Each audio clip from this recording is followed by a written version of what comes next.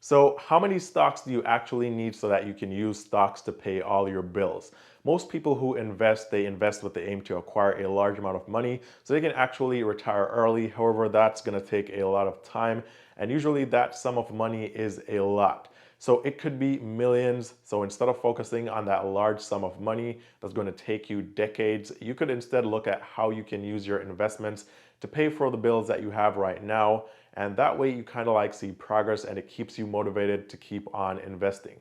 It's like you investing for 25 years, and over those 25 years, all you do is invest money, and that is going to get very boring very quickly. And this is why you definitely want to see some progress, or you want to have some rewards before the end or before you get to the end of your investing goals.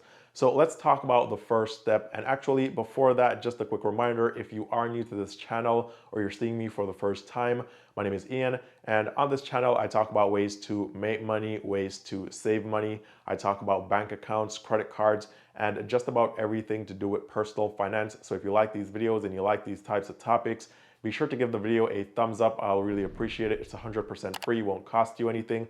Also, be sure to subscribe with the notification bell on, and that way you never miss any of the updates of when I post new videos on this channel. Now, the first thing here is going to be finding out what exactly your bills are. If you want to know how many stocks or how much stocks you need to pay your bills, the first thing that you need to do is to find out what your expenses are and what they cost you.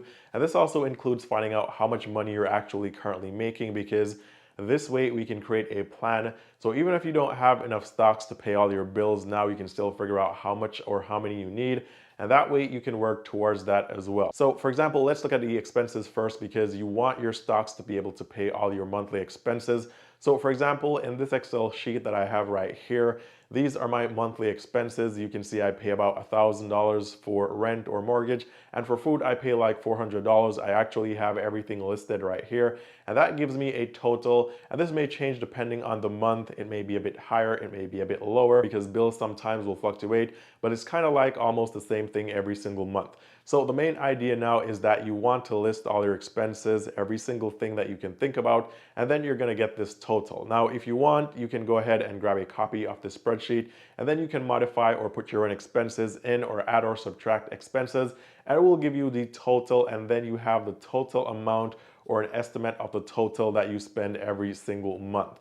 Now, when you get this total, all you have to do is to multiply it by 12, and that will give you your annual average spend on expenses. Now, an example of this would be $2,460 multiplied by 12, which gives me around $29,520, which would be the annual average expenses. Or you can even round this off and say it's $30,000 or whatever yours comes out to be. But the main point here is that you want to have an idea and you want to be as close as possible to the actual amount that you're spending every single year on expenses. Now, this is where the 4% rule comes in, and this is what I like to use. Now, if you don't know what the 4% is, it simply is a rule, and it means that you subtract 4% of the total sum invested. You use that 4%, and then the other 96% keeps growing and compounding, and this way you have the same amount for 33 plus years.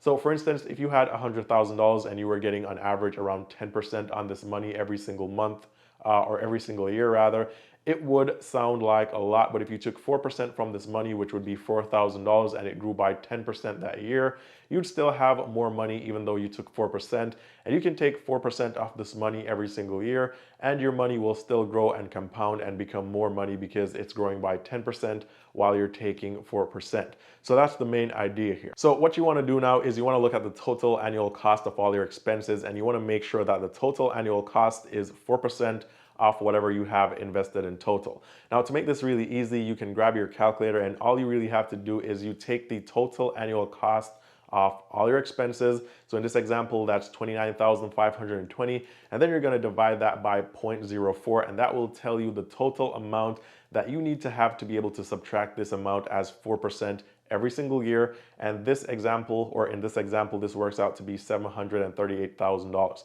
So in this case, if I wanted to pay all my expenses from stocks or investments, I would need $738,000 invested, and then every single year I could pay all my expenses, which would be 4% off this $738,000. And even though I was taking $30,000 out every single year, that money would continue to grow by around 10%, which means that I'd still have roughly the same amount of money every single year for the next 33 plus years, even though I keep subtracting 4% of this money every single year. So it's like you using your investments to fund your lifestyle, or using the profits from your investments to fund your lifestyle, and actually never running out of money. In fact, if inflation and taxes are low enough and the yield on your investments are high enough, you can actually be making more money while you're spending 4% of this money every single year.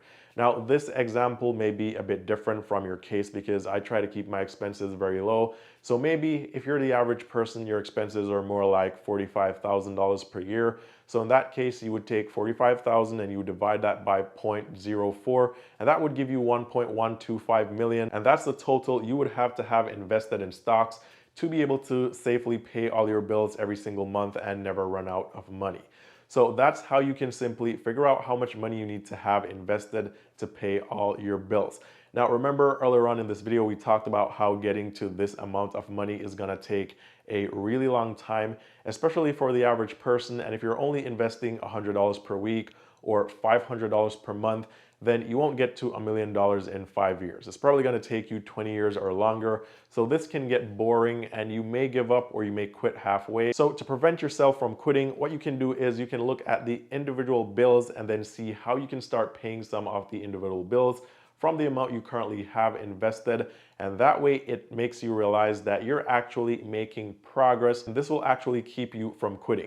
So for instance, if we go back to my sample Excel sheet right here, we can see that the smallest bill I have, or the smallest monthly expense, was a phone bill for $20, and the annual cost was $240. Meaning that if I had $6,000 invested, I could take 4% off that $6,000, which would be $240. And with that, I could take care of this bill using the 4% rule.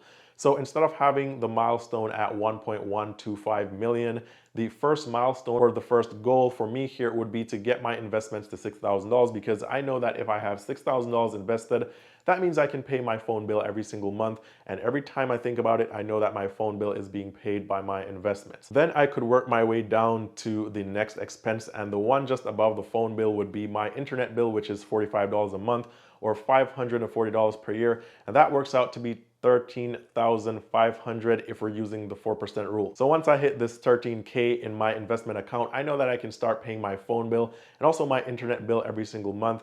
And that way it keeps me motivated, because now I know that I'm actually not pulling money from my pocket anymore to take care of some of these bills, and my investments are actually taking care of some of my bills every single month.